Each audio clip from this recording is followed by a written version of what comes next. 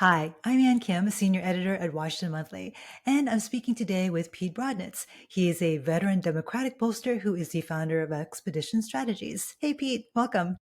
Thank you. Good to see you. So, Pete, you have worked on the campaigns of many Virginia Democratic candidates, including former Governor Terry McAuliffe and Senator Tim Kaine. Before we drill down on what happened specifically in Virginia, what is your big picture takeaway of the scope of Democratic wins, not just in Virginia, but New Jersey, where Mikey Sherrill crushed her opponent, Zohran Mamdani, in New York City, the victory for Prop 50 in California? Democrats had a really big night, election night, even in places like Pennsylvania, where voters retained three Democratic justices on the state Supreme Court. What's your overall takeaway from all of this? I think we're seeing a big impact on both turnout and also what's going on with independent voters and how they respond to what's happening. So both of those are creating great conditions for Democrats. I personally think New York City is a different thing, not really representative of national.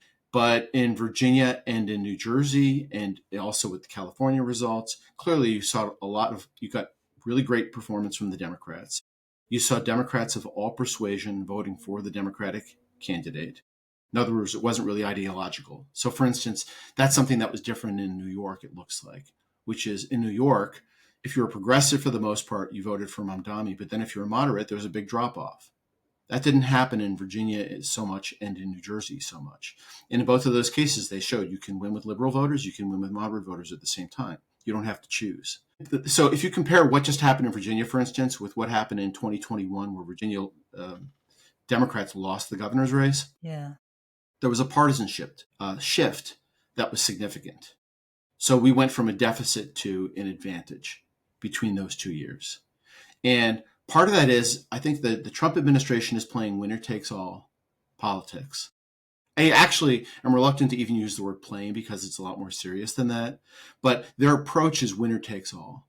They give the Democrats nothing. They won't even talk to the Democrats. Well, that is going to result in higher Democratic turnout. And then the second part is independence.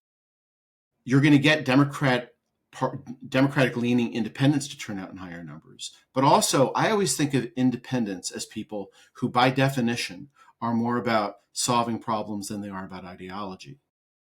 They're also turning toward us. And what the exit polls say is the top issue is the economy. And the administration is both doing a terrible job on it and not focusing on it in any kind of constructive way. They focus on it in a negative way in terms of tariffs. They're not making a positive case for the economy. The Treasury Secretary even just said some states are probably in a recession. That just happened a few days ago. So even by their own estimation, their record isn't really good right now. So independent voters who are looking for results and say they're concerned about the economy are choosing the Democratic alternative. So turning to Virginia, what do we know at this point about how Abigail Spanberger performed compared to presidential contenders Kamala Harris, Joe Biden in 2020? What do we know about her performance in the redder parts of the state in particular, kind of that southwest corner? Northern Virginia, we know, I'm sure she overperformed like crazy, but were there any shifts in other parts of the state? So, yeah, it's funny. Often Virginia analysis focuses on Northern Virginia. And I think that's because a lot of the press corps lives in Northern Virginia. And it is more federal oriented. There isn't really a lot of local press. The press is more DC politics oriented. Anyway, the reality is Spanberger did great across the board. There was actually some slippage, however, in the Roanoke market, which is relatively rural. Everything else about the story was positive, but the biggest gain, there were important gains in Northern Virginia. Fairfax got a little bit better. The blue parts got a little bit bluer. It looks to me, and this is very early, but it looks to me like actually the most significant shift for her was in Chesapeake, which is in Richmond area, which she originally represented in Congress. So that's probably not going to get a lot of attention. But that's actually the biggest shift is Spanberger doing particularly well in what was her original political base. That's interesting. And what is the demographic around there? Are we talking about White working class, college educated? How does it compare to Northern Virginia? Yeah, that's the thing is it's going to be compared to Northern Virginia. It'll be less college educated. It'll be exactly what you just said. You also have a lot of diversity, but you also have the within the white electorate in particular, you'll have fewer college educated voters. And the thing that is important to keep in mind about both Virginia and New Jersey when it comes to thinking about what are the implications for national politics is both states are more college educated than the nation as a whole. And that's a good demographic for us. So, one of the interesting nuances here was in the attorney general's race, where the candidate won by a narrower margin. The one big difference between how he did and how McAuliffe did in the unsuccessful race for governor was that Jones, black male, overperformed McAuliffe, white male, among white non-college educated voters. He still Wow. lost them handily, according to the exit polls. But he did. That's actually the single demographic group where Jones did a little bit better. But on the whole, Virginia is more college educated than the electorate as a whole. And so that's why you're trying to extrapolate gets a little bit tricky. The demographics are not the same. Right, right. But in terms of the This is presidential, your question about the presidential is the best model that I've seen so far, looking at past results and these results, which are huge results, and compared with past gubernatorial results, it's a really, really impressive outcome and overperforms all the other prior gubernatorial races. The race that is actually the closest to the performance of the Spanberger campaign to any past campaign is 2020 Biden versus a guy named Donald Trump, where he lost Virginia. In that case, the results are really similar. So if you look at it overall, Biden got, let's see, Biden in 2020 got 61%. In the case of Spanberger, sorry, I'm not putting my things in the same place here. Spanberger got 66%. So there is a gap between the two. But if you look at it on a regional basis, they end up tracking really closely together. When Senator King was asked, how do you feel about the Virginia race? And what he said is, I feel really good because Virginia is the best red to blue turnaround story in the last 25 years. We've done it by focusing on the economy. And Spanberger, our candidate, 3 pillars of her campaign are affordability, jobs, and education, which is about kids and it's also about workforce. So it's an economic argument. And her opponent is running ads about offbeat cultural issues. She's focused on the economic argument, which is what Democrats always do in Virginia. So she's run a really good version of campaign that has been run in various forms for 20 plus years. But since 2005, that campaign has been very focused on 5 suburban battleground areas. And if you compare how she did versus Biden in the suburban battleground areas throughout the state, is they're very comparable, with the exception that she does a little bit better in blue parts like Fairfax, where you do have a lot of the federal workforce living. And then she also does better in her home base, which is Chesapeake. Chesapeake is an area that was in the targeted group of suburban counties since 2005, but we never won it as a party, really, from 2005 up until Northam won it in his gubernatorial race. And then she's expanded on it. Spanberger has expanded on it. So Spanberger just got 54%, which is the high watermark. Biden wow. got 52. So Biden was already moving forward. And that's in Chesapeake. In Chesterfield, which is her base, she got 57. Biden got 52. Before that, we lost it in 16, we lost it in 12, et cetera. We lost it in all the prior ones. So it means the suburban battleground of Virginia has just expanded just a little bit further, and So that's particularly in her interesting. base. That's really interesting. So how much of this then is Spanberger's victory a referendum on Trump versus a mandate for her, or a referendum on Trump and his behavior, or about the issues, which in this case, as you've noted, is about affordability versus culture wars? Yeah, so my interpretation is he creates conditions that help her and help Cheryl, and it helped in terms of turnout. It helped in terms of independents thinking, well, which party is the one that can address the things that I'm concerned about? And then he's tarnished the Republican brand in that sense. And he's also elevated the economy as the most salient issue. And whereas that used to be a strength of his, now it's a weakness of his. It's not actually a great Democratic strength, but both Sherrill and Spanberger clearly did well in assuring candidates that they were the better candidate for doing that. In the case of Virginia, Spanberger focused on it more than Sears, is my understanding, because Sears was trying to create wedge issues, and Spanberger just said, I'm going to deal with the things that you're telling me you're concerned about. That's usually the easiest way to run a campaign, is meet people where they already are, rather than try and move them in a different direction and create a new agenda. So, and the other thing that I just want to make sure to say is the issue is the economy top issue in New York, in Virginia, and in New Jersey. In none of those three places did the Democratic candidate say, I'll address your concerns by talking about monopolies or oligarchs or billionaires or millionaires. In all cases, it was much more down to earth, the kinds of issues that people deal with in their daily lives. So I think if there's one lesson to be taken from this whole night, it's look at the absence of those other economic arguments, which a lot of people have said are the key economic arguments. And the other variation on those themes is that we should promise some huge new program that we're going to use in order to show voters that we're ambitious or show voters that we can solve problems.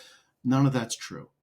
Why don't we just tell voters that we're focused on the things that they're also focused on in their daily lives and try and offer some solutions that feel like they're practical? The other thing is, no one got very substantive in this election, right? This was yet another cycle. We've seen this since Trump came on the scene in 2016, which is people are in such a heightened emotional state that I think no one focuses really on the 5-point plans anymore. That takes a level of calm that most voters don't have anymore.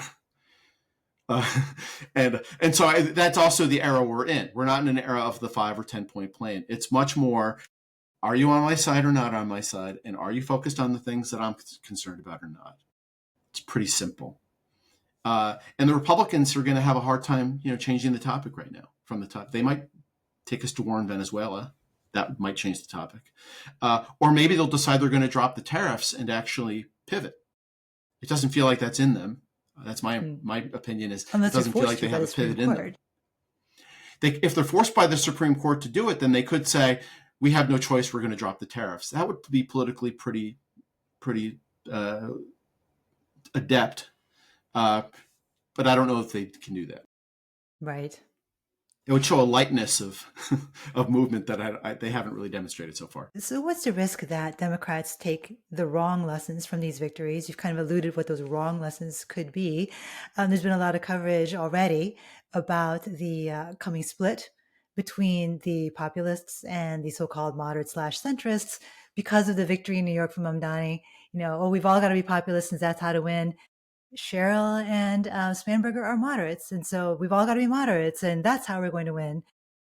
Where do you come down on this, and what should Democrats be taking away from the two approaches to victory? That personally think. Sorry. No, go ahead. So, just some data. So, first of all, what is populist? People throw this word around, populist, but in the end, the Mamdani campaign was, I think, about buses and rent. Well, buses has been done in other places. Rent is not exactly revolutionary. I mean, he did say at one point before his campaign that he did not believe that billionaires should exist, but he didn't campaign on that. So if the idea is you need to have an economic campaign that's about taking on the citadel of wealth and mass and transformation of our economy into a different kind of economy, he didn't campaign on any of that.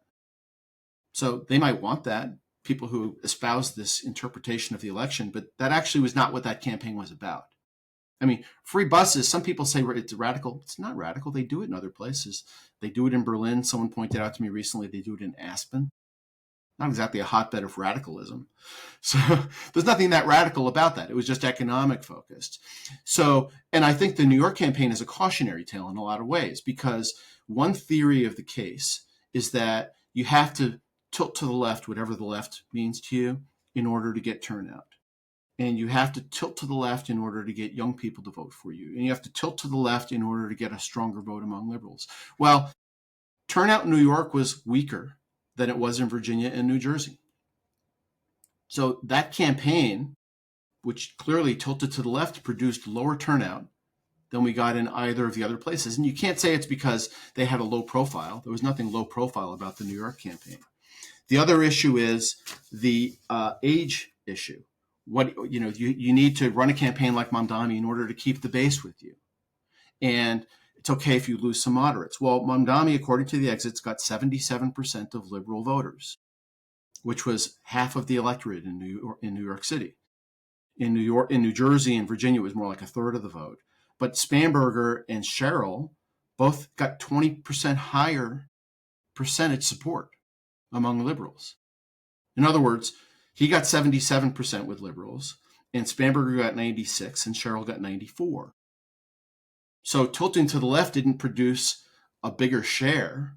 It didn't produce more voters overall. It didn't produce a bigger share. It didn't even produce a larger percentage who are 18 to, I believe it was 34, which was 11% of the vote in New York, and it was 13% of the vote in Virginia. But the thing is, what they did in New York City, which is why I say it's a cautionary tale, is they tried to they wagered their bet that you can rack up your votes with liberals and relatively young voters, and it's okay if you lose some votes in other groups. Well, it didn't work that way. I mean, among moderates, Mamdani got 35, Spanberger got 69, and Sherrill got 62.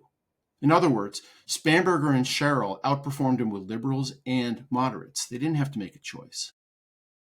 They did comparable to Mamdani when it came to young voters, but then they also did really well with relatively older voters. He did not. He traded them off.